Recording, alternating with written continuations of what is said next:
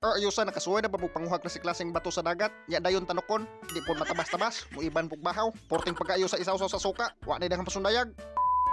O di napunta, sugdan na nato, porting pagkayusa sa dagat, grabe linawa, murag nasod sa labador, ari napunta sa dagat mangitag batokob, mo testing tadang napita pangita og batong matanok. Way nga pasundayag ng usa ka singgaw, mikapakapa na guna. Ato sa itaw datong diving goggles. Okay daw, sugdan na nato sa pagbuldos diri sa batuan. Laras ni kutob sa makit nga bato nga pwedeng matanok. Way pasaliloon, og diring napita sa dugan natong suroy-suroy nakapag na yutag bato nga pwedeng matanok, porting pagkayusa. Klaro kayo kamo diyang naglantaw, wala gyud mo kita diha og asan napita nga bato nga pwedeng matanok. Di ara, grabing pagkayusa, di gyud mo mailhan. Kahoy ra sa bato, imuhag yun na sigahon dapat imong kalimutaw pag-ayo para makakita ka. Mao na siya mga batuha nga bantok kayong mga unod.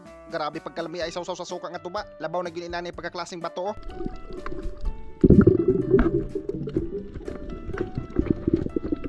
Lagi-lagi lang ning nga klaseng bato atong nakitaan. Basta dili lang na umang awratsada, way liatan, ug dili ka anad sa pagpangita ning bato.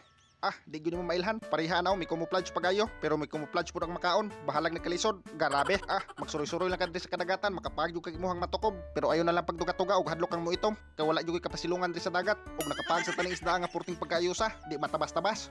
Porting anara, magpasabod ra. Mao man kuno ni siya bantay butbut diri sa amoa. Ambot og usay tawag sa inyo aning isda. Nakapag sa tadi gamay sikad-sikad. Kani grabe sa pagkayusa ni. Sayang lang kay dili pa season sa ting sikad-sikad. Og mao sa ni magdasok. Jutay ra. Grabe sa pagkayusa ni tangaran. Kanang green na pagayo ang sabaw ba. Matik may batsin na ta. Balik na ta diri sa tong lungga. Og di ara tong nangakuha. Paksit na natay pare sa tong bahaw. Kasi klase lang ning mga bato atong nakuha. Wa na dang pasundayag at ora ning isod sa tong kaldero.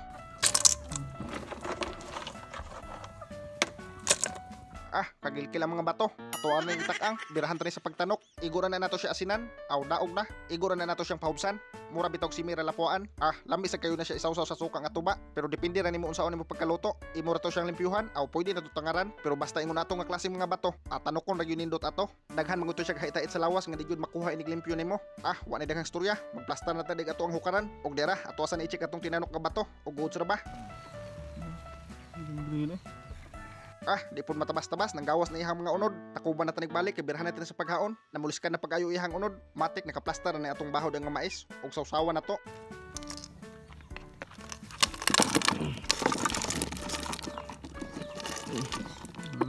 Paksit, kunis-kuniso na ni atong bahaw nga mais. Unsa pa tong gidugayan? Wa na daghang pasundayag, tukbon sa tani, kay grabe na pagkusla. La, hap-hap.